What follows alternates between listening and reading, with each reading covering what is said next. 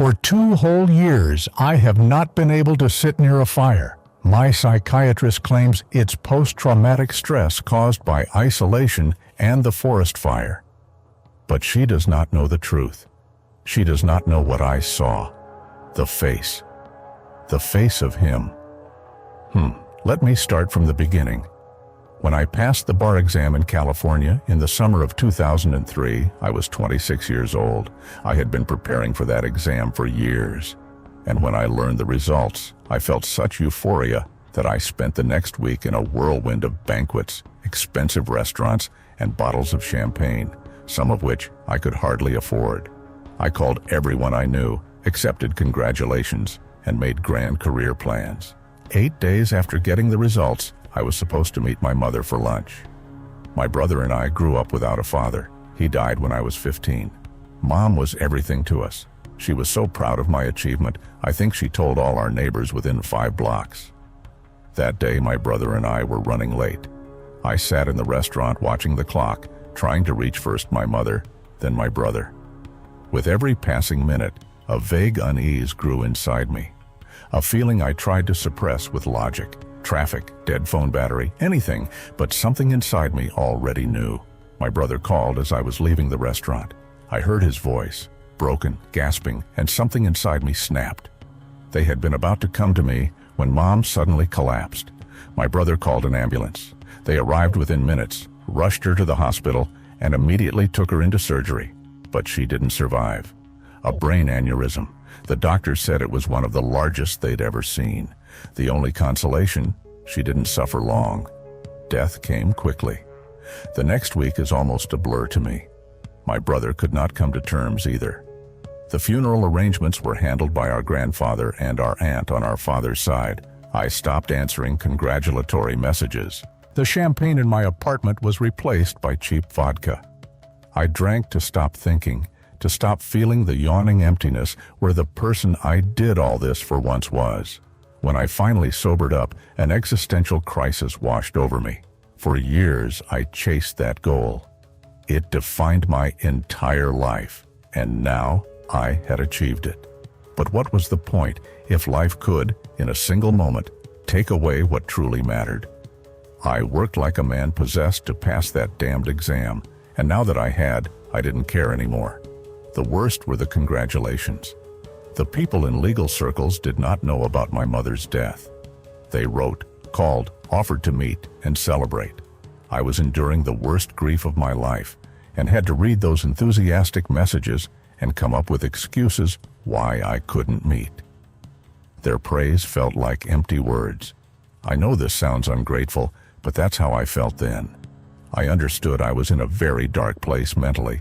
I knew if I didn't leave the city, with all its destructive ways of coping with grief, I would spiral down for good.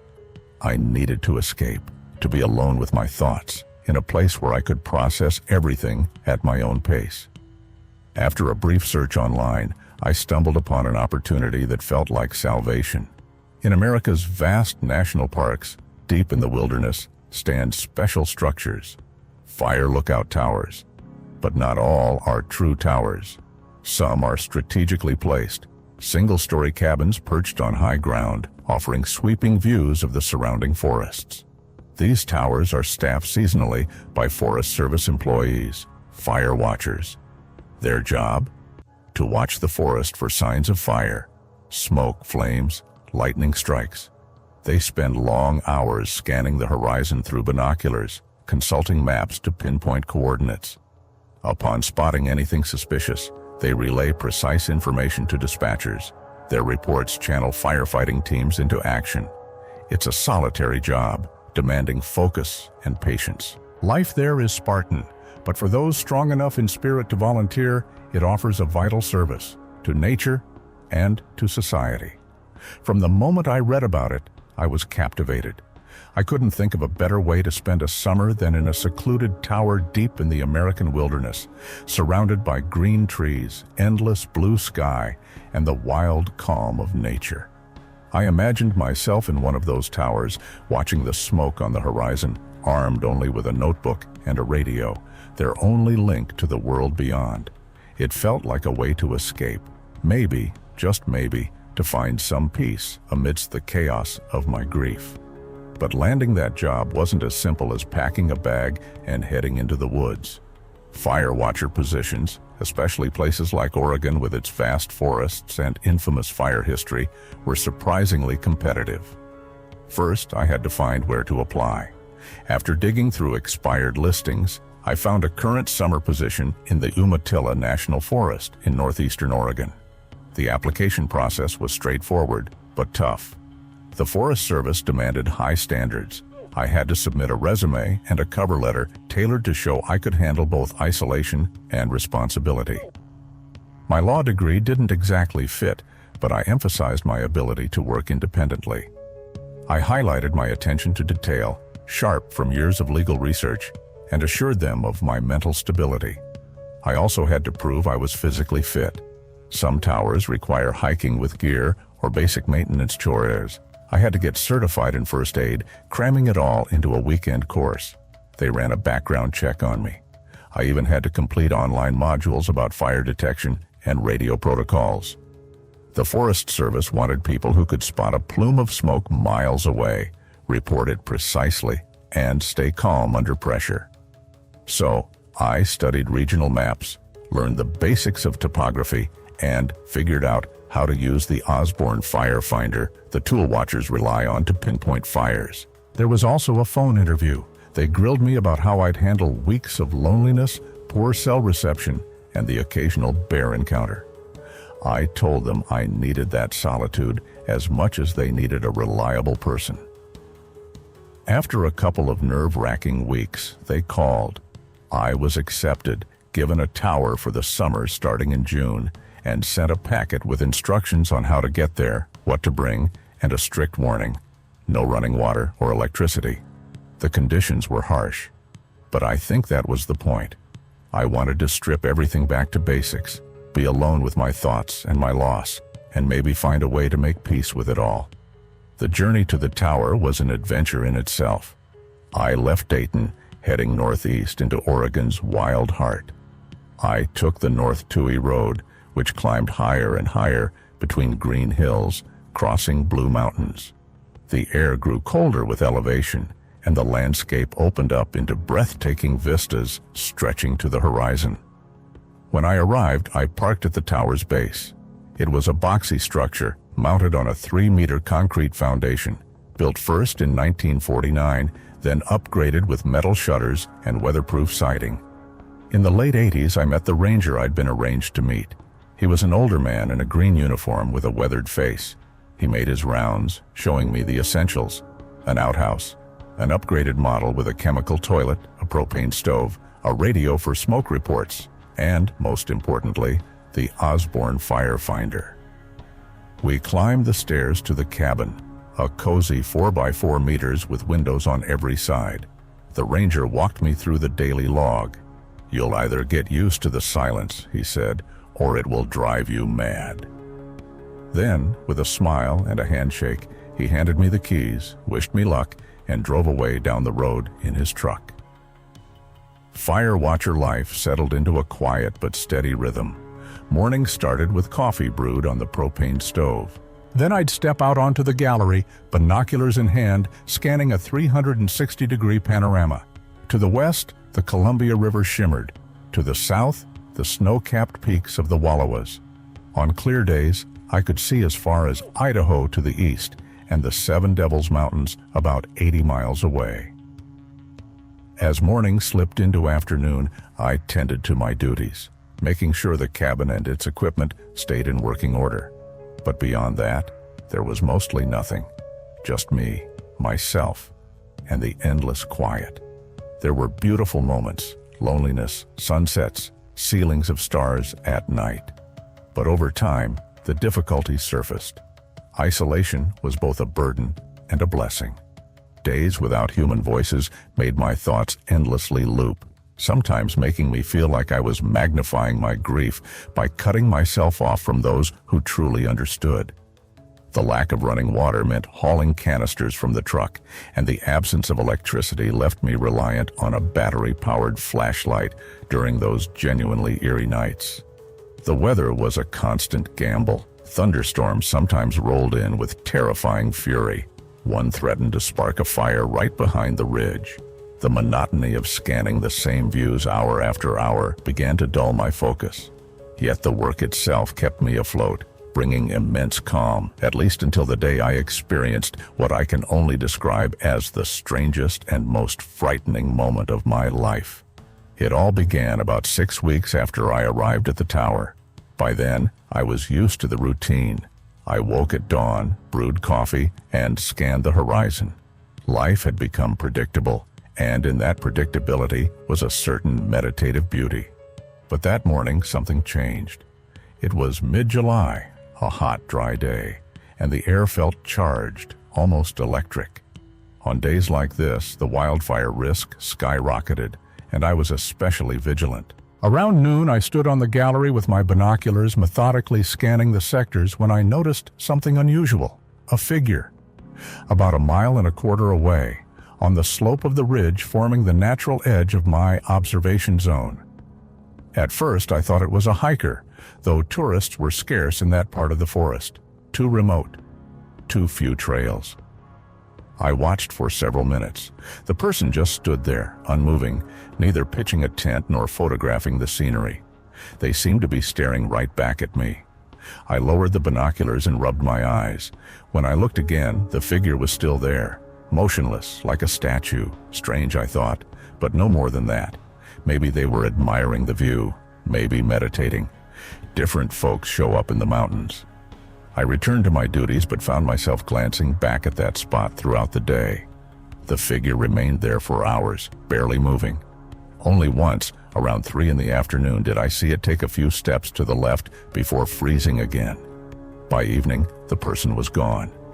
The next day, they appeared again in the very same spot, in the same pose, just standing, watching. It began to unsettle me. I tried to make out details. Clothing, backpack, anything to identify them, but the distance was too great, and the summer haze blurred the view. All I could say for sure was that it was a figure in dark clothing. I considered reporting it over the radio, but report what? That someone was standing in the woods? That wasn't a crime. Maybe they had their reasons to be there. Maybe they were a researcher, a biologist, anyone. But instinct told me something was wrong. On the third day, when I once again trained my binoculars on the ridge, the figure was gone. A mixed relief and disappointment washed over me. A part of me wanted to solve this mystery.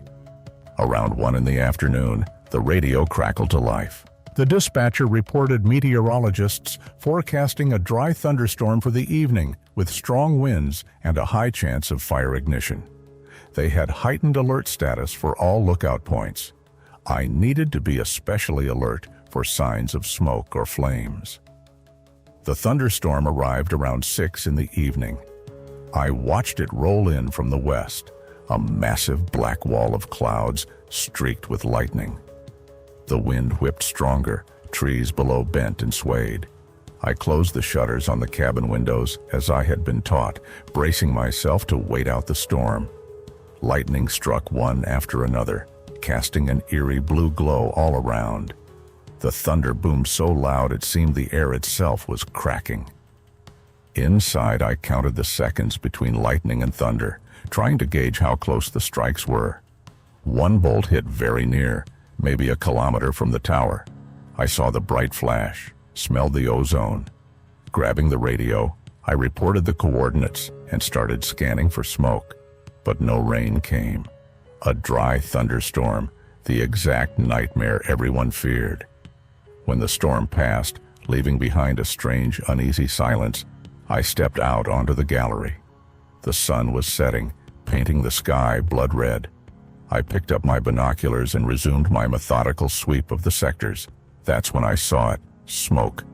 A thin plume rising from a gorge about 3 miles to the northwest. Quickly, I grabbed the firefinder, pinpointed exact coordinates, and relayed them over the radio. The dispatcher confirmed receipt and said a team was on the way. For the next 2 hours, I watched the smoke grow thicker. The fire was spreading. From my vantage point, I couldn't see flames, only smoke slowly drifting through the valley. Around 11 at night, the radio crackled again, a different voice now, tense. They shifted me into evacuation mode, just in case. The wind was changing, the fire could turn toward me. I needed to gather essentials and be ready to leave the tower within an hour, if ordered. I began packing, documents, water, first aid kit, flashlight. My hands trembled with adrenaline. I kept stepping out onto the gallery, scanning the sky for signs of the approaching fire, and then, during one of those checks, just before midnight, I saw the figure again. But this time, not 2 kilometers away, right at the base of the tower. I nearly jumped out of my skin, grabbed the flashlight, and shone the beam down. In the circle of light stood a man, silhouette clear, staring right up at me. My heart raced. I shouted, "Hey, are you all right?" No answer. The man just stood there. I yelled louder, "It's dangerous here, the fire's starting, you have to leave." Silence. A cold wave ran down my spine. Something was very, very wrong about how this man stood. Too still, too silent. I rushed to the radio, called dispatch, reported a person at the base, possibly a lost hiker or someone in need of help. The dispatcher replied that the nearest ranger was an hour away and asked if I could go down and check. I didn't want to. Every instinct told me to stay up, safe inside the cabin, but I couldn't just leave a person down there if they really needed help. I grabbed the flashlight, the radio, and slowly started descending the ladder. With every step, my heart hammered harder. The flashlight beam jumped through the darkness. I kept trying to spot the person, but they stood just out of the light, in the shadows. When I reached the ground, I directed the beam where I'd seen the figure. Nothing. I slowly circled the tower, lighting every bush, every tree. I called out, asking if anyone was there. The forest was absolutely silent. No rustling, no breathing, no footsteps. Maybe the person had left? Maybe I'd scared them away. I was about to head back when I noticed fresh footprints leading into the woods toward the northern ridge. Bare footprints. Barefoot. Who walks barefoot in the forest at night, especially when a fire is raging nearby? I called dispatch again, reported the situation. He said if the person had gone into the woods, I needed to try to find them. Maybe they were disoriented, maybe mentally unstable. A ranger was on the way, but I had to keep sight of the person. I followed the tracks. The forest at night was a different world. The flashlight threw twisted shadows of trees, roots, and rocks. I stumbled, caught on branches. The tracks led deeper, where the forest thickened. I walked about 20 minutes, stopping now and then to listen. Nothing, only the faint smell of smoke growing stronger. Then I saw him. He stood in a small clearing, about 30 meters away, his back to me, still motionless.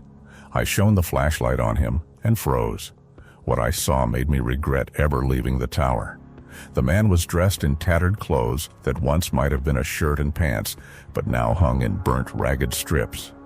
The skin I could see was covered in sores, large, oozing lesions that gleamed wetly in the flashlight's beam. His head hung at an odd angle, like his neck was broken. I wanted to call to him, but my voice caught in my throat. Then he began to turn, slowly. So slowly, it seemed every movement caused pain. I can't describe his face. I tried many times, but words failed to capture what I saw. The sores covered every inch of his skin. His eyes, if they were eyes, were cloudy, milky, pupilless. His mouth was slightly open, black smoke seeping out. Smoke. From his mouth came smoke as if a fire burned inside him. He took a step toward me. I ran. I don't remember how I scrambled back through the forest. I only recall branches whipping my face, roots tripping me, and a primal terror driving me forward. I ran without looking back until I burst out at the tower, scrambled up the ladder, slammed the cabin door, and bolted the latch. I stood there, breathing heavily, listening, nothing. I stepped to the window and looked down. At the base of the tower, bathed in moonlight, he stood, staring up. I recoiled from the window, grabbed the radio, but when I tried to speak, only a strangled croak escaped. My hands trembled so badly, I almost dropped the radio. I looked back out. He was gone. I spent the rest of the night sitting with my back against the wall, flashlight in hand, listening to every sound. Dawn came agonizingly slow. When the light finally appeared, I heard an approaching truck. It was the ranger. I went down, met him, tried to explain what had happened. He listened carefully, then surveyed the area. No footprints, no bare feet, no signs that anyone had been there. He gave me a long look, asked if I was under stress or had taken anything. He said isolation sometimes plays cruel tricks on people. I knew how that sounded. I knew he didn't believe me, but I knew what I had seen. The ranger insisted I come down from the tower. He said the fire was under control, but I needed to rest, to get my head straight. I didn't argue. Honestly, the idea of spending another night at that tower scared me more than I could admit.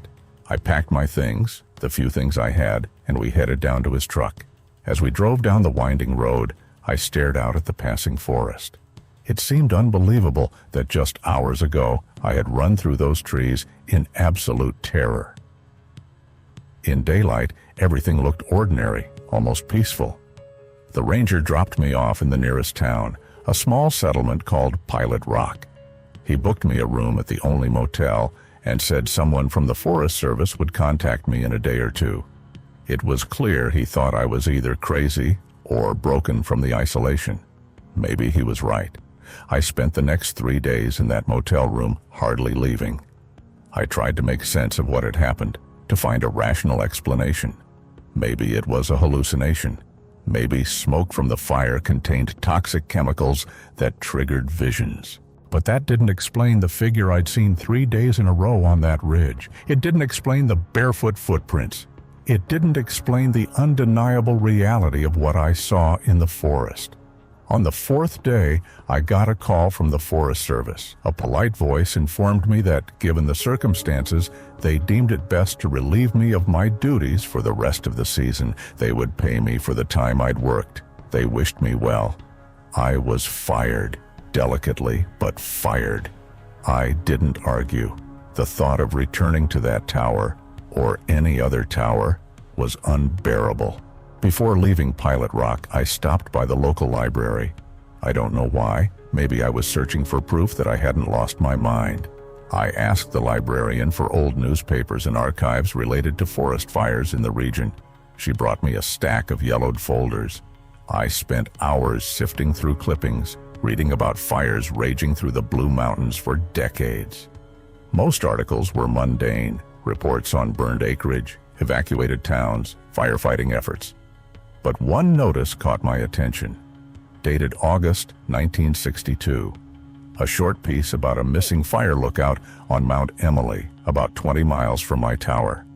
A man named David Collins, 32 years old, an experienced watcher. He had checked in during a fierce fire, reporting the advancing flames, then communications cut out. When rangers arrived, the tower was deserted. Collins's belongings were there, but he was nowhere to be found. Extensive searches came up empty. His body was never found. The article mentioned a curious detail. Rangers found strange bare footprints in the forest, abruptly ending about 100 meters from the tower, as if the man simply vanished. I reread the article 3 times, bare feet and legs. I continued searching and found 2 more similar cases, one from 1947, another from 1978. Both stories of vanished watchers during or right after major fires. Both mentioned strange circumstances, abandoned belongings, missing bodies, unexplained details. One article quoted a local elder, a Cayuse tribe member, who spoke of an ancient legend, the Smoke Eater, a being that comes with the fire and takes those who stare too long into the flames. I made copies of every article, thanked the librarian, and stepped outside. The sun was shining bright. People strolled lazily through the town streets.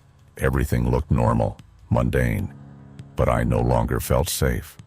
I returned to California a week later. My brother met me, surprised. I hadn't warned him I was coming early. I told him the job didn't work out, that the isolation was harder than I expected. He didn't ask questions. Maybe he saw something in my eyes that made him stay silent. In the following months, I tried to return to normal life. I applied to the California Bar Association and began looking for work in law firms. The grief from losing Mom still lingered, sharp and painful. But now there was something else, an anxiety that wouldn't go away. I slept poorly. Every night when I closed my eyes, I saw that figure in the forest, sores on the skin, smoke coming from the mouth, cloudy, pupilless eyes. 2 months after returning, I couldn't stand it any longer and sought out a psychiatrist. Dr. Elizabeth Chen met me in a small office in San Francisco. She was a woman in her 50s, with an attentive gaze and a gentle voice. I told her everything about my mother's death, the work at the tower, and what I had seen in the forest. She listened without interrupting, occasionally jotting notes in her notebook. When I finished, she was silent for a moment, then said what I expected to hear. She said I had undergone a severe trauma with my mother's death, that isolation and stress could have triggered a dissociative episode, that what I saw was a projection of my inner state, fear, grief, survivor's guilt. She recommended therapy and mild antidepressants. I agreed because I wanted to believe she was right. I wanted to believe it was all in my head, but deep down, I knew it wasn't. A year passed.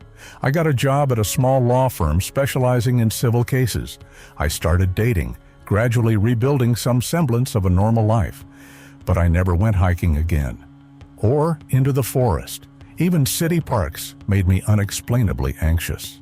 One evening, scrolling through news online, I came across a brief article. A fire lookout had gone missing in the Umatilla National Forest. A woman named Sarah Mitchell, 28 years old.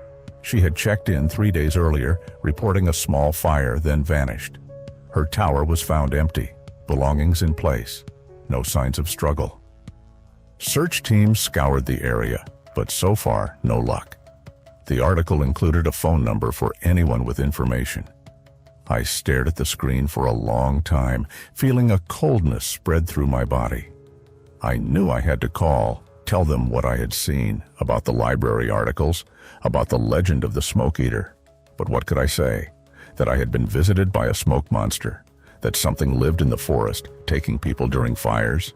They'd think I was crazy. Maybe I was. I never called. A week later, there was a new article. Sarah Mitchell's body was found at Vraga, about 1.25 miles from her tower.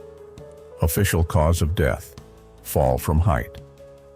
Presumably, she had been disoriented by smoke and fallen in the dark. An accident. But at the end of the article was a small detail I almost missed. One of the rangers involved in the search mentioned a strange discovery. Around the body were footprints, bare footprints leading from the body back into the forest, abruptly ending as if the person had vanished into thin air. The ranger said it was probably a measurement error or soil erosion effect, but I knew better. Now, more than 2 years have passed since that summer at the Ibarok Tower. I live in San Francisco, work as a lawyer, and lead a relatively normal life. I still see Dr. Chen once a month. I'm still on medication. The nightmares have become less frequent, but they haven't stopped. Sometimes, late at night, when I can't sleep, I get up and go to the window. I look at the city lights, the thousands of windows in other buildings. And somewhere deep inside, I feel that something watches back from the darkness between those lights. Something covered in sores, something with smoke coming from its mouth. I know that someday it will come for me, just as it came for David Collins in 1962. Just as it came for those other watchers whose stories are buried in old newspaper archives. As it came for Sarah Mitchell, because I saw it. I looked it in the eyes. And when you stare into the fire too long, the fire stares back. Dr. Chen says it's paranoid thinking, that I'm projecting my fear of loss onto the outside world, that I need to work on accepting life's uncertainty. Maybe she's right. But every fire season, when I see news about wildfires, about watchers on towers scanning for smoke, I think about what waits out there, in the forest, among the trees and ashes. Something hungry, and I pray those people on those towers never see what I saw, because if they do, they won't truly come back. A part of them will stay there, in the forest, with the creature of smoke and sores, just like a part of me did. Thank you for watching.